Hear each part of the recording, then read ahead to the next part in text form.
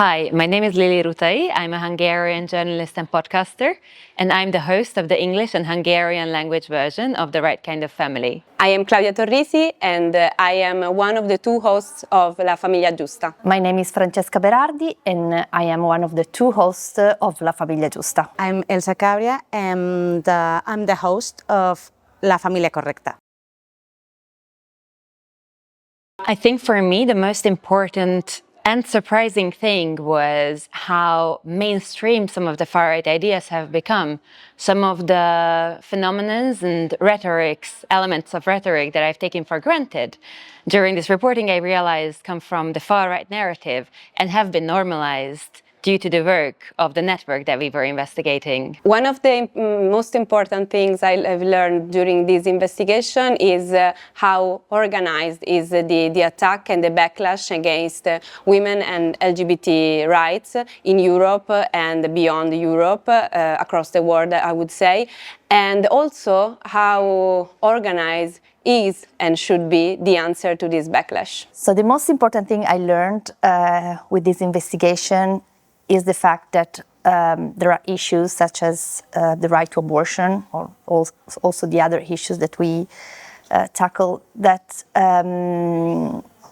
are, of course, national issues, but should be investigated and should be considered more as transnational issues, because that's what they are. I think the most powerful thing that I have learned is the connections between all the parties and all the associations and the NGOs that are working not only in Europe but in all over the world, and especially the case of Hungary. I think it has been the most impressive case for me. I think what shocked me the most was how easy it came undone when we started investigating this whole phenomenon. I felt like we scratched the surface of one of the networks, and all of a sudden we were faced with all of these connections. Just how easy it was to see the connections between parties, countries, organizations. I think that shocked me. I remember the feeling when, after being for a whole day inside the Spanish Senate, hearing speeches and discourses about anti-abortion strategies, anti-rights strategies, we went out the palace and see the regular life in Madrid. That was one moment when I said, wow, okay, this is the real world. So the story that surprised me the most is the extent of the reaction to this kind of policies. In the last episodes, we are telling the story of a woman who is leading an organization that provides abortion pills all over Europe and the world. And I was honestly surprised by how well organized and how well they function. Probably the idea that we can work like, I don't know how much people, 10, 12 people together, editing, working, traveling, understanding each other, even though we don't have the same socio-cultural experiences of life. Yeah. There were a lot of challenges. I think working in a cross-border team had some amazing elements, but it also was challenging sometimes because we couldn't sit down in a room together for weeks on end. Sometimes we had to chat over Zoom about very important and very difficult things like, do we include transgender women? How should we start or end the series? So that was quite a difficult thing.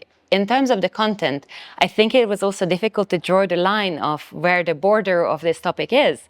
We could have gone on for 6 seasons, not just 6 episodes. This is a massive topic, and we needed to decide what goes in the podcast and what doesn't. Probably one of the main challenges was also one of the strengths of this project, the fact that we were so many people working on this project with so many backgrounds, so many perspectives. So it was challenging sometimes to get to a common point, but I think that again, this was also one of the biggest strengths of a project like this. The challenge for me was to maintain a detachment, because one of the things I like about my work is that I usually cover things that are doesn't have to do with me. In this case, I felt more involved. Actually, we actually say that we make a disclaimer in the first episode, of course, but I and my friends, colleagues know it. I often ask myself, are we objective? Are we actually taking too much like a part instead of reporting? So that was the biggest difficulty. In the case of Hungary, I remember, and we told a bit about this situation. We were like quite nervous because we weren't sure we could come into this big patriotic festivity of Orban that Orban organized, and I felt not very cool at the beginning because he's not a democratic politician from my point of view, and I remember that day like a very difficult situation. Yeah. Oh, I think that's a good question. I think there are a lot of things that I wasn't surprised by, including just that there are these organizations working, etc. But I think I never knew the extent of their collaboration, of how much they are working together.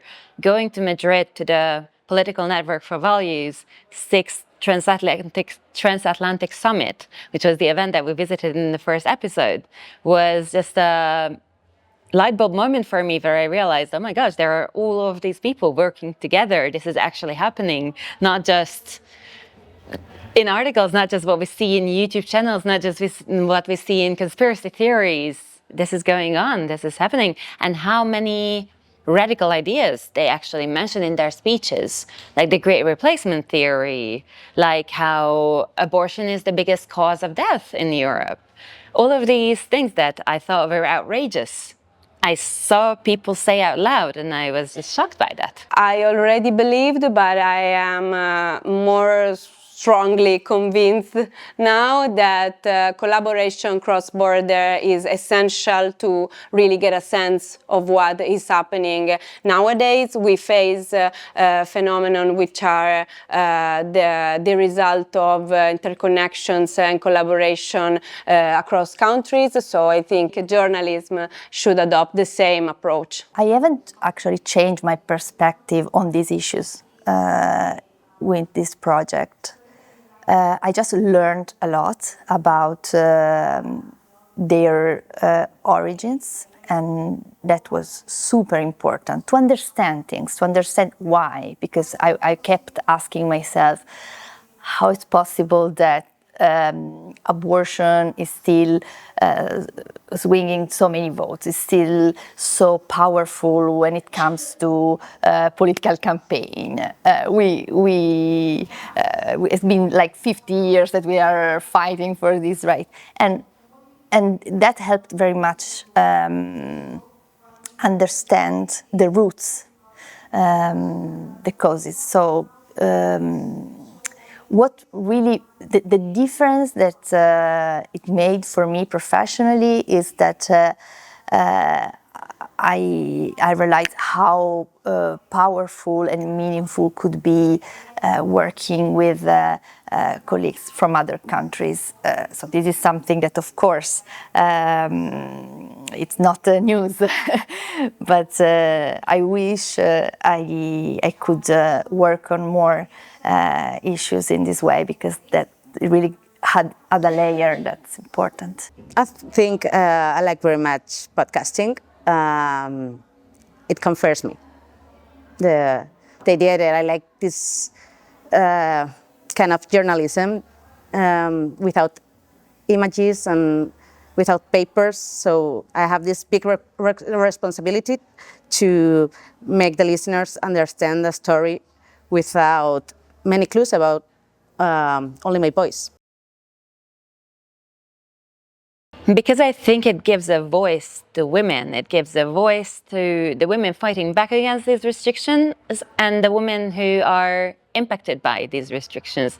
I think it was great to have the opportunity for the listeners to hear their voice, to hear their singing, to hear them pottering about in their flat, to make these women seem and hear more human. Because we had the chance to tell the story through our voices, our voices as reporters who were traveling, discovering things, learning new things, but also podcasting has the power to get the listener listen to the stories from the voices of the people involved. So the testimonies, the women we talked to, the people we interviewed, the places where we went. Yes.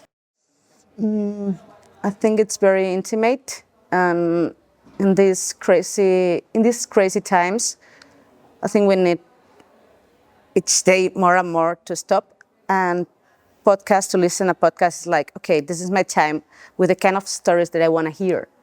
And this podcast, not only the right kind of family, but every podcast a listener here is only for him or for her. So I think, yeah. I hope that our listeners take away the fact that our reproductive and sexual health rights are not to be taken for granted, that they are easily taken away and can be taken away in Europe. And these are things that we have to talk about, that we have to act on, and that we have to care about as women, as European citizens, and just as people. I hope that people will not underestimate the threat that comes from the far right, the right, and the connections between far right parties, far right government, and ultra-conservative networks, and that media call things by their name. So when there is a far right government, they call them far right. And this is something that in Italy especially lacked when Meloni got in power. So this is what I hope. It was meaningful to me because it came at a time of my life when I became mother and when I built my family. And I realized for example, while we were at the Spanish Senate, how the right wing, the right parties and organization managed to appropriate, to make the word family or mother their own words. And while there, I felt the urgency to state that there are also other kind of families, and it can be possible to be a mother differently. Because even though I have worked before in international projects, but in Spanish, only in Latin America. So it's the first project with this ambitious vision and with so many people. And the project has been very, very interesting to me. And also probably all the things that I've learned about far right along all this year.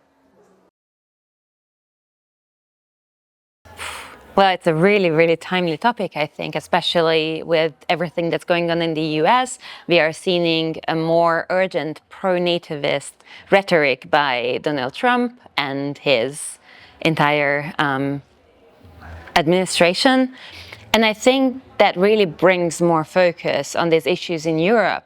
And perhaps European politicians and organizations are also feeling the heat and starting to work together more. But certainly in the media, there's a lot more attention on this topic. And I think that this is a great time to highlight these cross-border collaborations, and the best way to do it is through a cross-border podcast. If I didn't work with Spanish and Italian journalists, I wouldn't have known of so many of the things going on in the EU without borders. Because it is urgent to be aware, because only with awareness of what is happening we can counter with the backlash and the attack to our rights. It's more urgent than ever. Our rights are not ours forever, even though someone conquered them a few times ago, so it is important to know what's happening. I think it was important to tell this story now.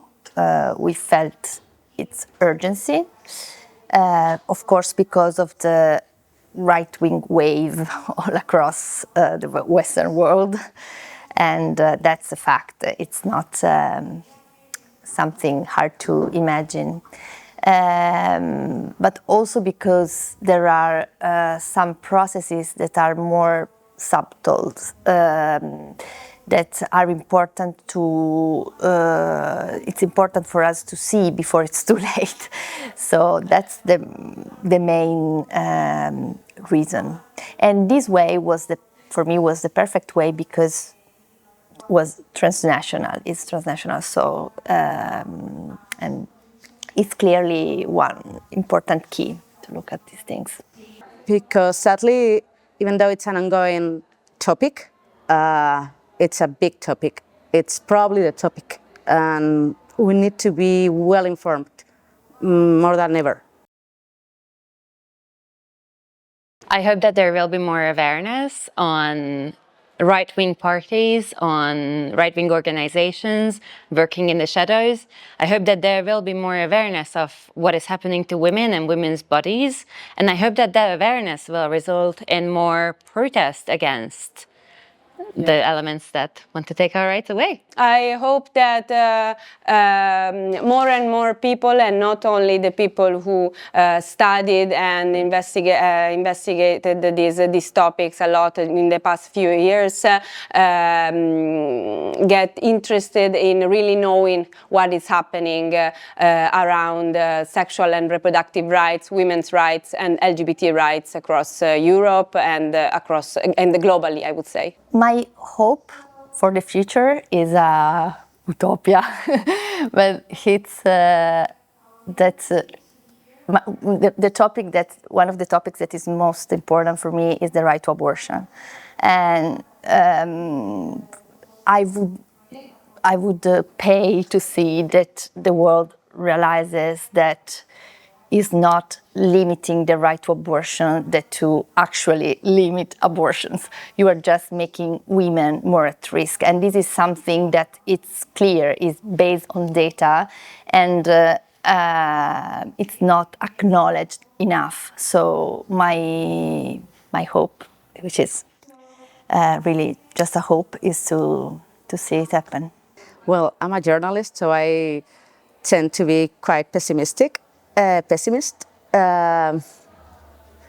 But I hope that the listeners could have like this idea of what this means, what the right kind of family, la familia correcta, means, and how all this network impact into their lives. So, hope so.